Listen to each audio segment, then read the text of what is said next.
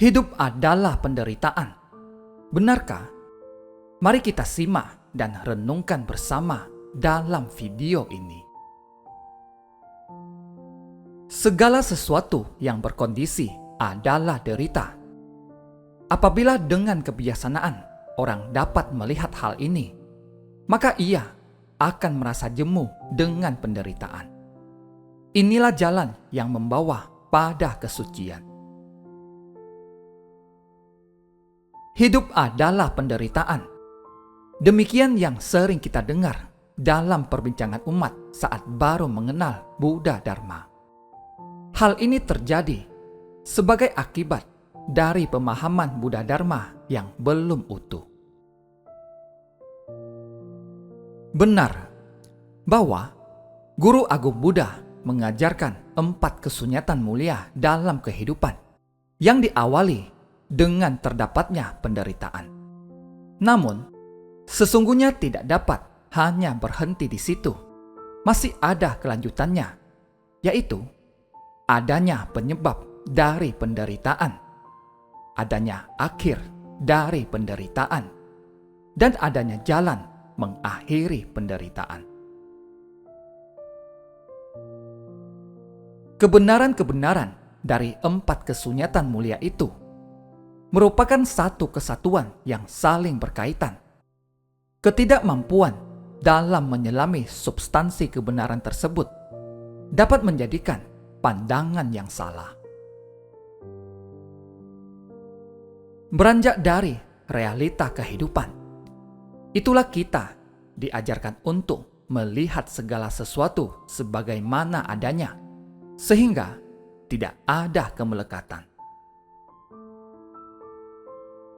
Setidaknya terdapat 5 unsur kemelekatan yang oleh Guru Agung Buddha untuk dihindari, yakni kemelekatan pada bentuk fisik, perasaan, persepsi, buah pikiran, dan kesadaran. Jika dalam kehidupan ini kita senantiasa terbelenggu oleh kelima hal itu, tentu penderitaan akan menyelimuti kehidupan. Manakala kita melekat atas kekurangan dari kelima unsur tersebut, penderitaan akan menyertainya. Atau sebaliknya, jika kita ingin terus mempertahankan kelebihan dari kelima unsur tersebut, juga akan timbul penderitaan. Hal ini terjadi karena kita semua menyadari bahwa segala sesuatu yang terbentuk adalah tidak kekal adanya. Kesemuanya akan terus berubah dan bahkan mengalami kelapukan. Ketika kita menyadari akan belenggu penderitaan atas kemelekatan, maka sudah tentu akan timbul upaya untuk melepaskan diri dari belenggu kemelekatan itu untuk mendapatkan kebahagiaan. Ibarat kita sedang menaiki sebuah tangga menuju puncak menara.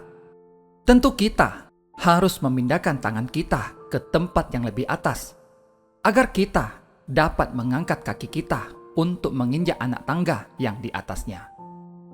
Jika kita tidak memindahkan tangan kita, maka tentu tidak akan dapat naik. Semakin tinggi kita menaiki anak tangga, maka akan semakin luas jangkauan pandangan kita. Saat sampai pada puncaknya itu, kita telah melepaskan satu persatu anak tangga dan bahkan melepaskan semuanya. Akhirnya pandangan kita menjadi sangat luas. Demikianlah gambaran dalam kehidupan ini, agar kita tidak senantiasa terbelenggu oleh 5 unsur kemelekatan itu. Selanjutnya yang perlu dilakukan adalah pentingnya memiliki pemahaman yang baik dalam memaknai kehidupan. Tidak semua hidup itu penderitaan, juga tidak semua hidup itu kebahagiaan. Dua kondisi kehidupan tersebut tidak dapat dipertentangkan secara ekstrim. Sudah sepatutnya kita menjalankan praktek kehidupan dengan bijaksana, mempraktekkan 4 kesunyatan mulia dengan kesadaran bahwa ada penderitaan dan sebab dari penderitaan dalam hidup. Namun, ada akhir dari penderitaan serta jalan keluar dari penderitaan. Disitulah terbentang suatu harapan. Manakala kita mampu memaknai bagian-bagian kehidupan sebagai kebenaran, sehingga dapat menemukan pencerahan pada suatu titik di mana kebahagiaan akan didapat. Demikianlah 4 kesunyatan mulia menjadi pedoman dalam menjalankan kehidupan. Kita memiliki kemampuan dalam memaknai kehidupan, bahwa hidup bukan hanya penderitaan. Jika kita dapat melaluinya dengan mempraktekkan jalan mulia berunsur 8, yakni pandangan benar, motivasi benar, ucapan benar, perilaku benar, mata pencaharian benar, upaya benar, kesadaran benar, dan meditasi benar, akan tercapai pencerahan dan kebahagiaan. Semoga semua makhluk hidup berbahagia. Terima kasih, semoga bermanfaat.